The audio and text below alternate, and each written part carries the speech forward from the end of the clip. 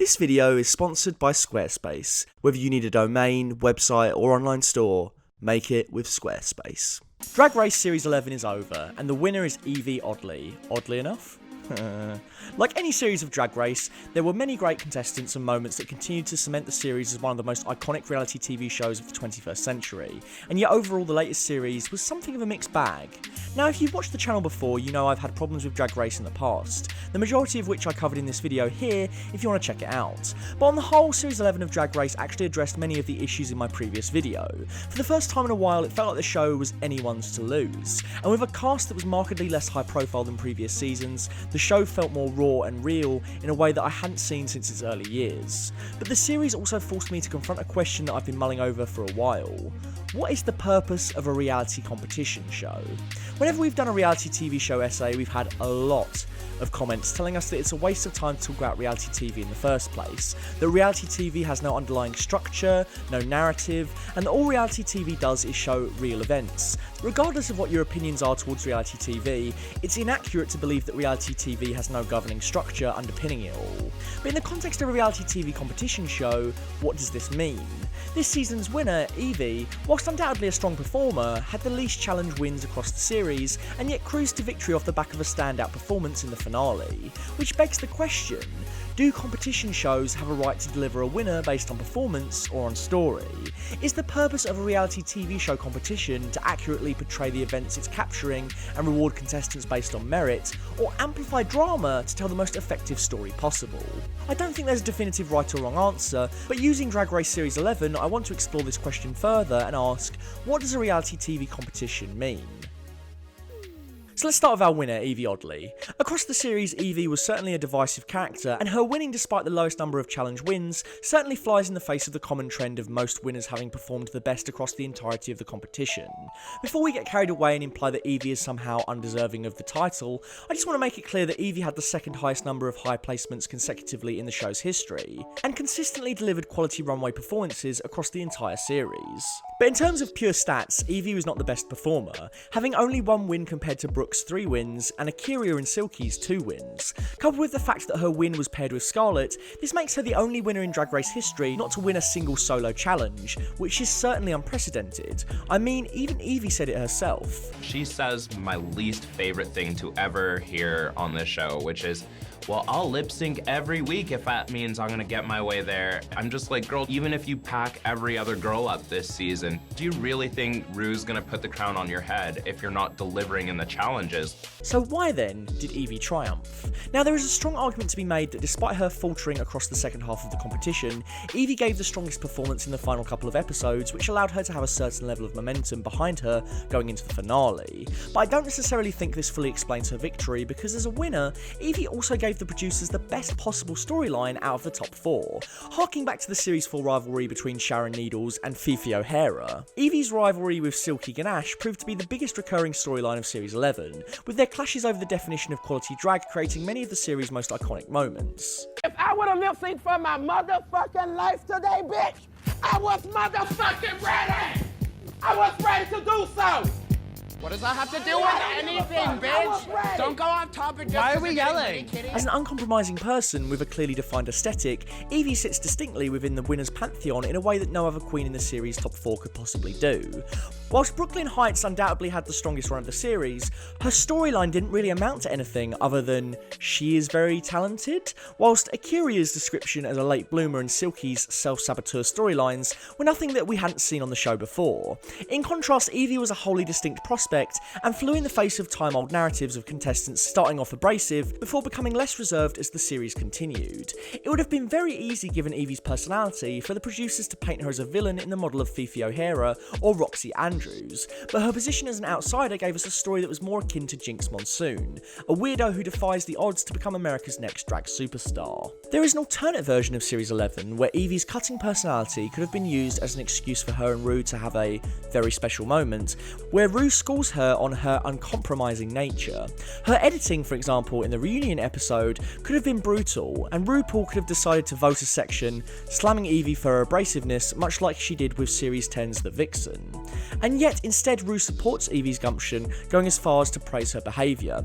Well, what she's saying is that the Emperor's not wearing any clothes, and she couldn't stand the delusion for girls to come back to the workroom or wherever and say, I don't understand what they're talking about. Well, the judges just told you what they're talking about. That's what she's saying. However, if it was the producers' intentions to push Eevee as the winner, it seems bizarre then that going into the finale, that they would allow her to place so lowly. I understand that it is often the case that producers cannot predict exactly how a contestant will perform, and there was no way to necessarily predict Eevee's mid-season slump, but there were instances, such as the episodes Monsters Ball and Farm to Runway, where Eevee could have been given a second win in order to level out the playing field. Alternatively, it seems strange to give Brooke a third win in the makeover episode this season, when if they'd have given the win to Vanjie, the stats going into the top 5 episode would have been relatively similar. Instead, Eevee's win comes as something of a statistical curveball. Given this information, it is hard to tell what the purpose of the latest series of Drag Race was. Whilst as a piece of reality TV, its ultimate end goal is to entertain, Drag Race is also a competition, and Series 11 seems to be the year in which these two aspects of the show failed to intersect properly. As I've already mentioned in previous seasons, it has usually been the case that the highest performing contestant across the series has ultimately triumphed, but in the case of Eevee and previous winners Sasha and Trixie, this didn't necessarily happen. Given that the show is based around queens winning challenges, it brings into contention the need to necessarily have a winner each week. If the challenges, what with the new lip sync for the crown format, no longer have as much impact on a queen's odds of winning, does winning a challenge beyond financial gain actually benefit a contestant? Or rather, does this make the show more of a survival game, where a contestant can remain safe across the entire series, perform well in the very final episode, and win against a more consistent performer? If this is the case, should the episodes be viewed as a rolling tally, or should they be taken in isolation? Each week is just a week when someone is eliminated, rather than a week where someone triumphs. I think this is the problem that's inherent to reality TV competition shows, the dissonance between the requirements of a show to entertain and adhere to a traditional entertainment format, but also the need to work as a competition.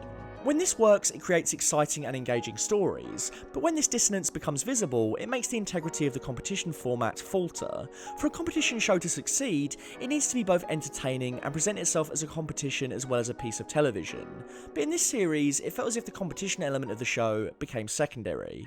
Now, I could zone in on particular moments in Series 11 that feel especially produced. In particular, Scarlett, Sugar, and Nina's eliminations all felt as if they were the result of producer intervention rather than genuine performance, whilst the continued propping up of Silky, despite her constantly ignoring the judges' critiques, felt as if the producers were keeping her purely for her personality.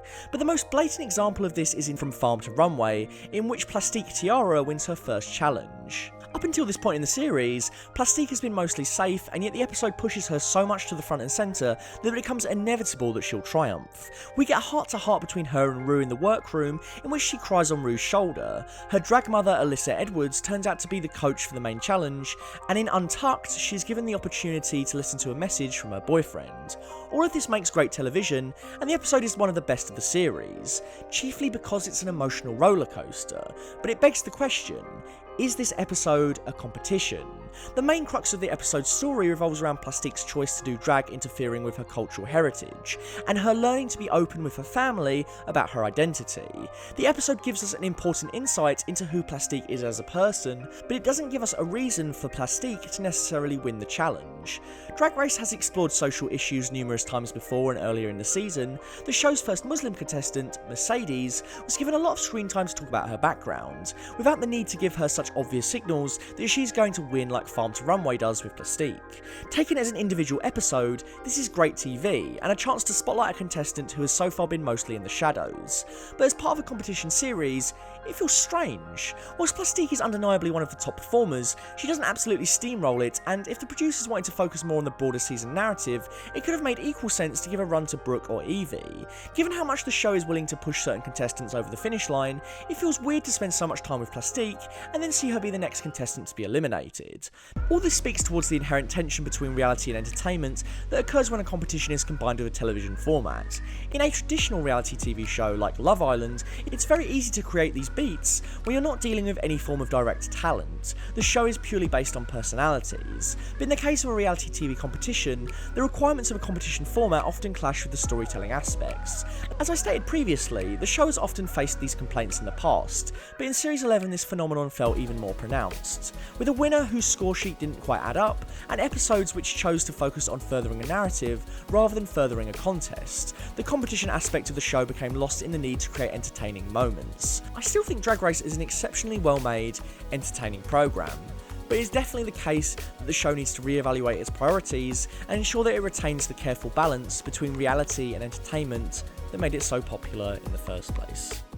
It might be a while until the next series of Drag Race, but your chance to build a high quality professional website can start immediately with Squarespace.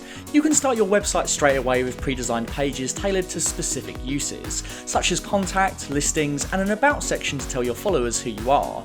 Want that font that screams your brand? Squarespace have also partnered with Typekit to provide users with a free and varied selection of high quality fonts, so you don't have to worry about installing third-party software or paying licensing fees. All of this is complemented by Squarespace's modern and beautifully designed template selection, so you'll never be stuck for inspiration when it comes to building your website from scratch. If all of this sounds too good to be true, then we've got even more good news, as we can get you a 10% discount, the details of which are in the description. Just head over to squarespace.com for a free trial, and when you set everything up, go to squarespace.com/fullfat to save 10% off your first purchase. And remember, stay milky.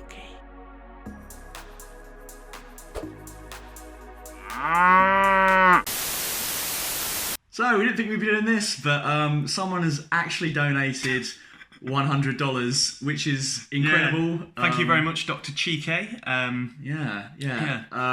Honestly, that's awesome. You are, as we said in our Patreon video, literally keeping the lights on. So, no, but seriously, thank you very much. And, we're just sort of in shock, aren't we?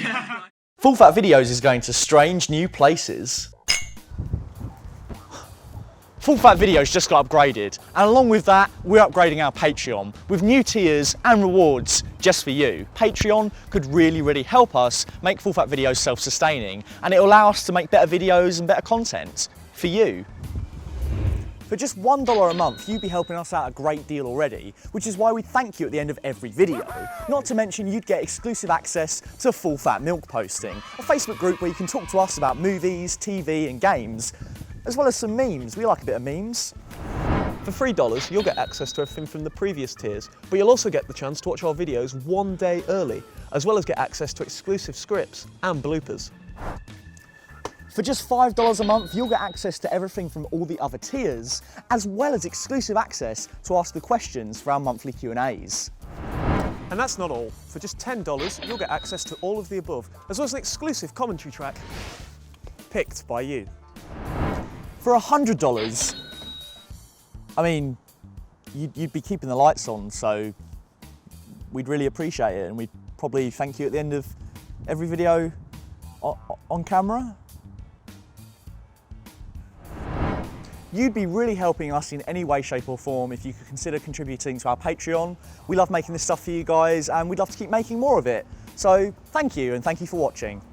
We're off to go make some more of that juicy content. We'll see you next time. Stay milky.